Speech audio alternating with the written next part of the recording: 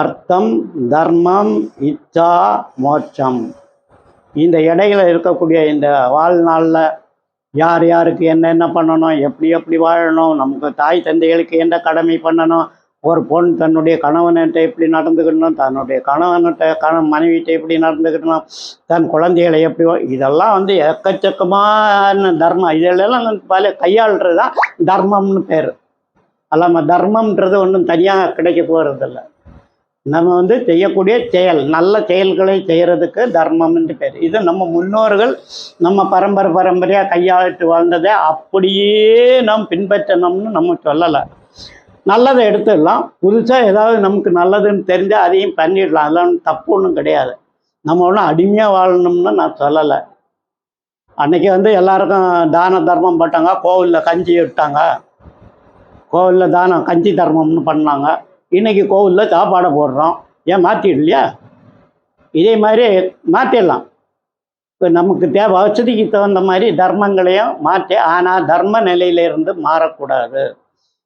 பொய், பொருட்டு, புத்தலாட்டம், கள்ளம், கபடம், வஞ்சகம், சூது, உருட்டல், பெருட்டல், மலை, கொள்ளை, இந்த மாதிரி இதுகளில் செயல்படக்கூடாது. நீங்கள் வேறு எதுவும் தேவையில்லை.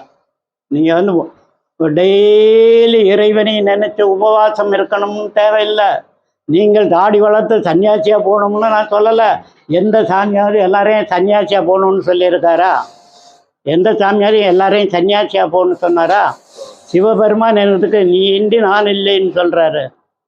எதுக்கு எல்லா சாமியும் ஒரு அம்மனோட காட்சி அடுக்கிறாங்க? எல்லாரும் குடும்பத்தோடு தான் வாழணும். இந்த உலகத்தில் எல்லாத்தையும் அனுபவித்து தான் ஆகணும். அனுபவித்த பிறகு தான் கடவுளை தேட வேண்டும். அப்படி இறைவனை தேடினாதான் சொர்க்கத்துக்கு இறைவனை தேடி இறைவனை அடையும் போது தான் நான் இந்த உலகத்தில் பிறந்தேன், மனுஷனாக பிறந்தேன், எல்லாத்தையும் அனுபவித்தேன், எல்லாத்தையும் பார்த்துட்டேன், எல்லாத்தையும் கேட்டேன்னா மன நிம்மதி அடைந்த ஒருவனுக்கு மட்டும்தான் இறைவனிடத்தில் சென்று சேர முடியும். இது மாதிரி ஏதோ நான் 60 வருஷம் சன்னியாசியாக வாழ்ந்தேன், ஐயோ இந்த பூலோகத்தில் நான் என்னத்தையே பார்த்தேன் அப்படின்னு ஒரு வார்த்தை சொல்லிட்டான்னா அவனுடைய வாழ்க்கை வேஸ்ட், தேவையில்லாது. அப்படி இல்லை. அர்த்தம், தர்மம், இச்சா, மோட்சம், இந்த 4ஐயும் கடைபிடித்து மோட்சம்ன்றது கடைசியில் இறைவன் அடியை போய் சேர வேண்டியது.